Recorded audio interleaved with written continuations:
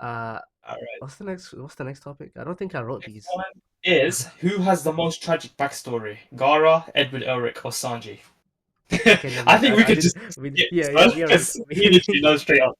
Without a doubt, it's Gaara. Without a yeah doubt. it's Gaara. I mean, okay, I'll Yeah. knock out. We can knock out Sanji quite quickly. So Sanji is, Yeah. as a kid, he's a bit of a robot. His brothers are meant to be robots. Sorry, no, he's not a robot. He's human with human emotion. He connects with his mum more, and his mother's more like a human being. She's full of, nurture. Um, Hmm. and the brothers, like he has the three brothers, they're all literally robots. Like their body is made out of metal, and they're all stronger than Sanji. They beat him up, they bully him. His dad, Judge Vinsmoke, doesn't like Sanji. The wife passed away, so now I think he hates Sanji even more because Sanji connected with his mum more, which makes absolutely no freaking sense. So he's hated by his dad, and then he's caged. Like his entire head is in a metal cage. The only thing he has is his eyes. The gap in his eyes are shown basically through the cage, and he's also caged behind bars, which is very sad. I'm not saying it's not sad, 100%. But when you hear about Gaara, you'll understand why it's so much worse for Gaara. But can you explain why it's not Edward Elric? It is bad, but Yeah. Okay.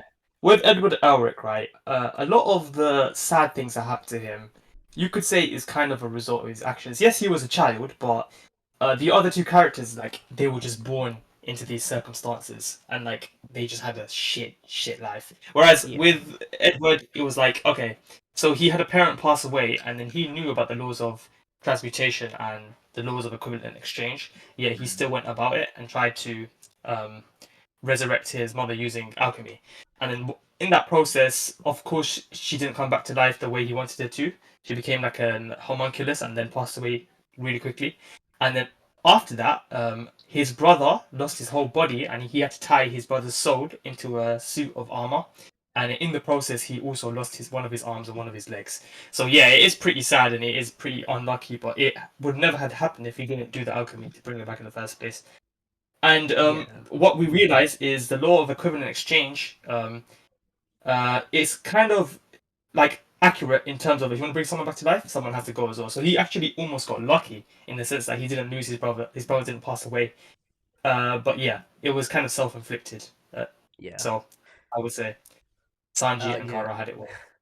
Definitely Sanji and Gaara had the worst, but if you had to go in a head-to-head versus both Sanji and Gaara, we know it's Gaara. I think Yeah. the obvious thing is when Gaara was born, he had the one tail put inside him.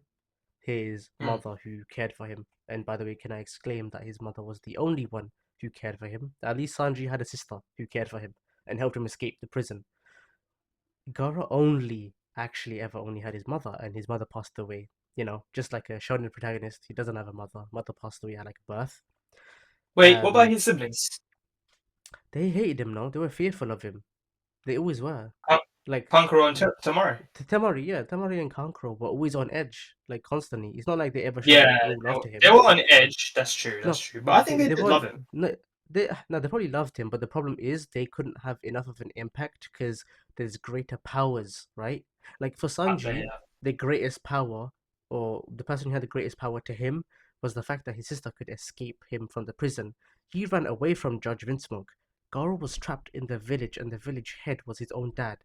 And this is my Hmm. second point. His own dad, tried to kill him by sending assassins Yeah. on the reg. Bro, every other day, there was some random guy who would just come and be like, sorry, Raza, your son's on the rooftop, and Hmm. Raza, his dad, would just be like, oh, okay, send three assassins to kill him, and the guy would just look at Raza and be like, okay, sure, let's just do it. Turns out one of the assassins was actually the mother's brother, his uncle, Hmm. basically. Garva's own uncle came, and then pretty much said, because obviously Gara doesn't know why these assassins are trying to kill him, right?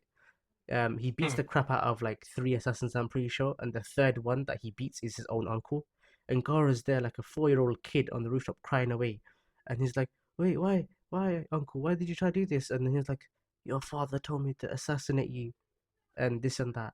And then Gara just goes batshit mental crazy. He loses all hope in the world. He stares at the Yeah. sun, Yeah.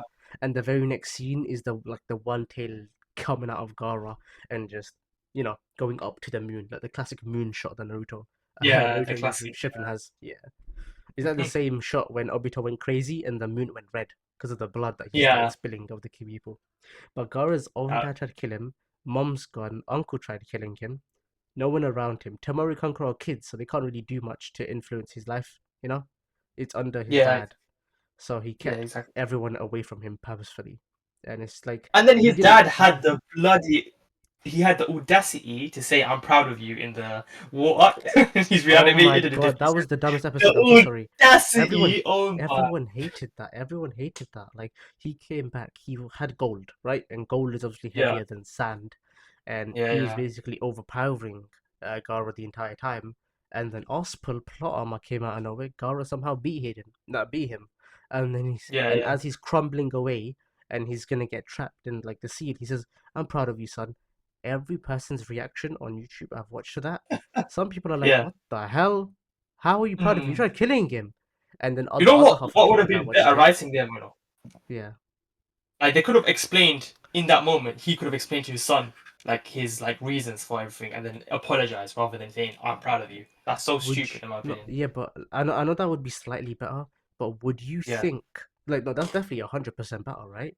But would you think Yeah. you would accept the explanation if No, me no, and you were no. watching it? Gara doesn't need to accept it. Yeah, Bro, I'm proud of you. Come on, like, oh, yeah, like get that's out just of a here, man. spit in the face, Slap in bro. the That's a spit face. in the face. Exactly. Literally, he So literally slapped him in the face, tried killing him, and yeah, then later said, "Good job, boy." good job, you twat. But yeah, I mean, without a doubt, we can just say that Kara, like Gara definitely had it the eh, roughest. But I think I, he's one of the coolest characters for overcoming all that adversity and becoming yeah, a I want to leader. be like Yeah, him. But yeah, he's awesome. uh, Yeah.